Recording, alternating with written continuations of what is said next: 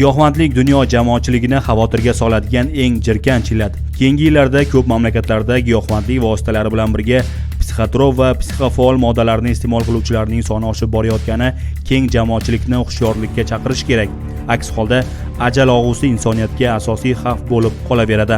Davlat xavfsizlik xizmati, ichki ishlar hamda viloyat bojxona boshqarmalari hamkorligida o'tkazilgan tezkor tadbirda fosh etilgan holat orqali barchani yana bir bor ogohlikka chaqiramiz.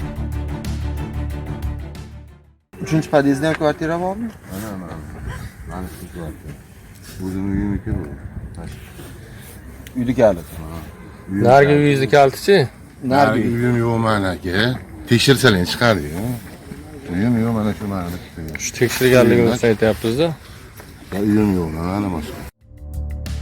Olingan ma'lumot asosida 1982-yilda tug'ilgan Qo'qon shahri Bog'i maydon ko'chasida yashovchi shaxs Qo'qon shahri Xo'qandi mavzesida joylashgan 151-ko'p qavatli uy oldida to'xtatilib tekshirilganida uning yonida mavjud bo'lgan selofan paket ichida 5 dona yelim idishlarda jami 507 dona kuchli ta'sir qiluvchi dori vositalariga o'xshash moddalar borligi aniqlanib, ashyoviy dalil tariqasida rasmiylashtirib olindi. O'tkazilgan sudga oid kimyoviy ekspertiza xulosasi bilan olingan dori vositalari tarkibida pregabalin moddasi borligi tasdiqlandi. Mutaxassislarning ta'kidlashicha, pregabalin shunday bir zaharki, u insonni o'z joniga qasd qilish xavfini oshiradi. Tasodifiy zaharlanish ham o'lim bilan yakun topishi tibbiyotda isbotlangan. Holatga qaytamiz.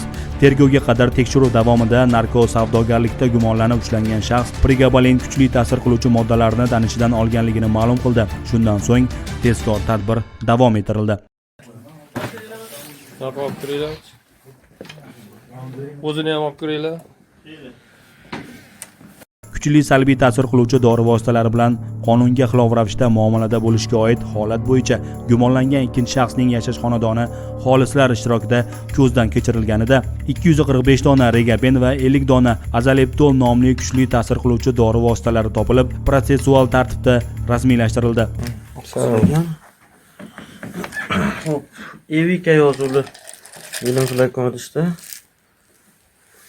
1 2 3 4 5 Ma'lum bo'lishicha, 1982-yilda tug'ilgan shaxs Muqaddam 1999-2018-yillar davomida Toshkent shahar Olmazor tumani ichki ishlar boshqarmasi giyohvandlikka qarshi kurashish bo'limida mansabdor lavozimda ishlab, nafaqaga chiqqan. Tezkor tadbir ishtirokchilari tomonidan shuningdek, xonadondagi muzlatgichda bir dona rangsiz selofan paketga o'ralgan qora qo'ng'ir rangli giyohvandlik vositasiga o'xshash moddalar borligi aniqlanib, ashyoviy dalil tariqasida olindi. Ko'ryapsizlar-a? Ko'ryapsizlar-a? Shu yerda sifatga olinadi.